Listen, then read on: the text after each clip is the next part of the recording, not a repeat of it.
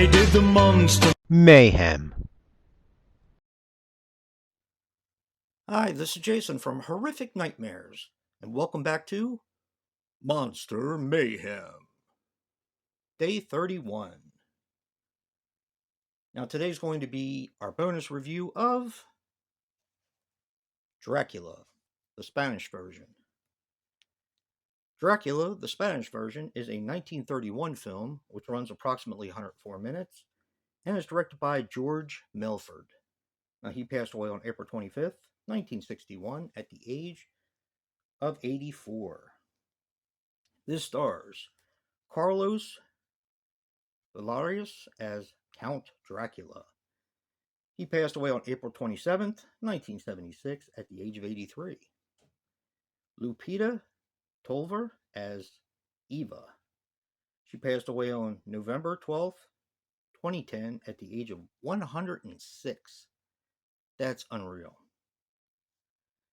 And Barry Norton as Juan Harker.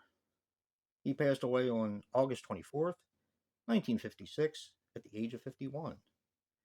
Now, the budget on this was $66,000, and apparently the director, George Melford, did not speak or understand Spanish, so he had to have a translator in order to get his direction across to the stars.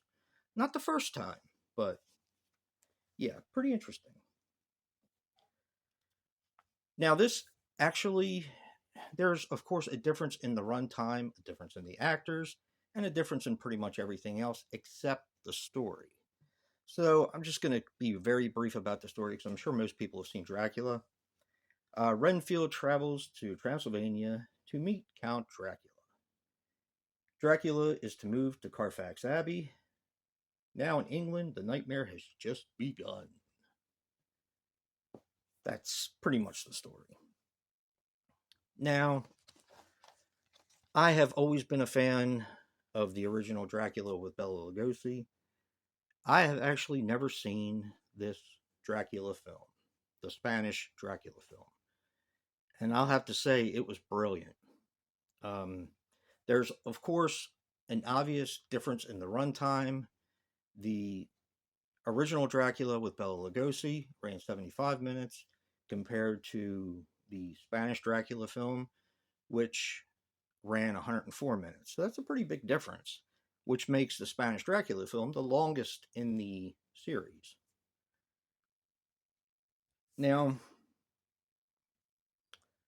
the sets are absolutely gorgeous.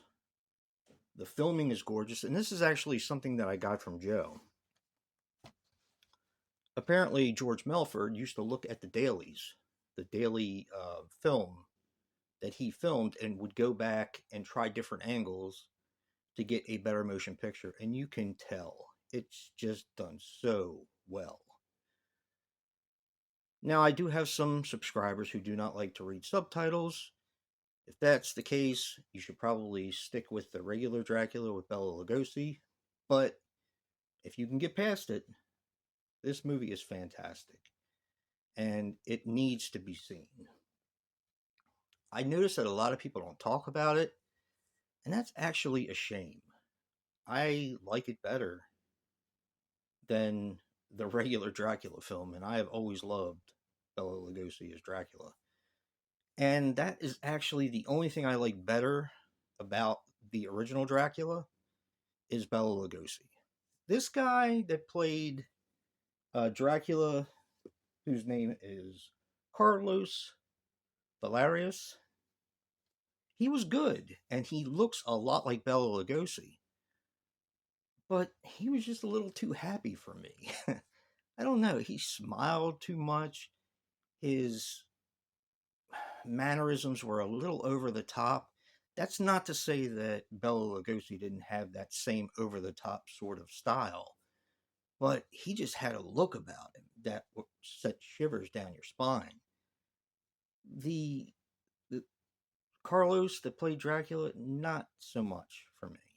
So that's the only thing I really like better about the original is Bela Lugosi.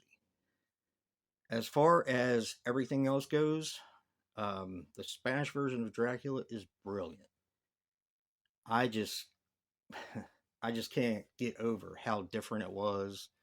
I mean, yes, it has the same story, but it's just so much better in every way. George Melford did a fantastic job with this film, and I am completely blown away. But you'll see that in my ranking that Joe and I are going to do very soon.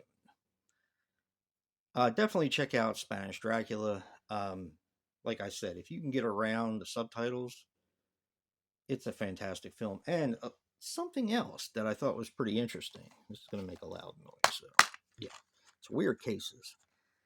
In this legacy set, you have, of course, the disc with Dracula, and then the second disc is House of Dracula, Abbott and Costello meet Frankenstein, and that's also in the Frankenstein set as well. Dracula's Daughter, Son of Dracula, and House of Frankenstein, because it had Dracula in it. And finally, Universal Horror, a documentary, which I still need to watch. Now, this is the Spanish version of Dracula, which really turned out well. It was supposed to be, if you look back here, put all this stuff back, it was supposed to be a bonus feature, but it's actually a separate feature on the set. Now, with Joe has the Blu-ray set. It was in the bonus features, so I'm not sure exactly why they did that, but I'm glad they did, because I looked forward for a while and it was right in front of me the whole time. So, like I said, this is one of the ones I've never seen. I really enjoyed it. Don't forget to check out Joe's review of Dracula, the Spanish version. Thank you guys so much for watching. I hope you had as much fun with the reviews as we did doing them. I had a fantastic time watching all these again. For some of these films, it has been since I was a little kid. I've had this set, this Universal Monster Legacy set, for probably 3 years now, since I started my channel. And I just, I don't know, I just didn't get around to doing the films. I watched a lot of them, but I didn't get around to watching all of them. And I want to thank Thehorrorman for making that happen, for kind of kicking me in my rear end and, saying, why don't we just do this as a month-long thing? Because that's what I was originally planning to do anyway. I was going to do it on Halloween, one of the Octobers, and it just never happened. So thank you again to Thehorrorman. Thank you, Joe, for, like I said, kicking me in the rear and making this happen. If you like what you see in here, hit that like button and subscribe. And until next time, peace.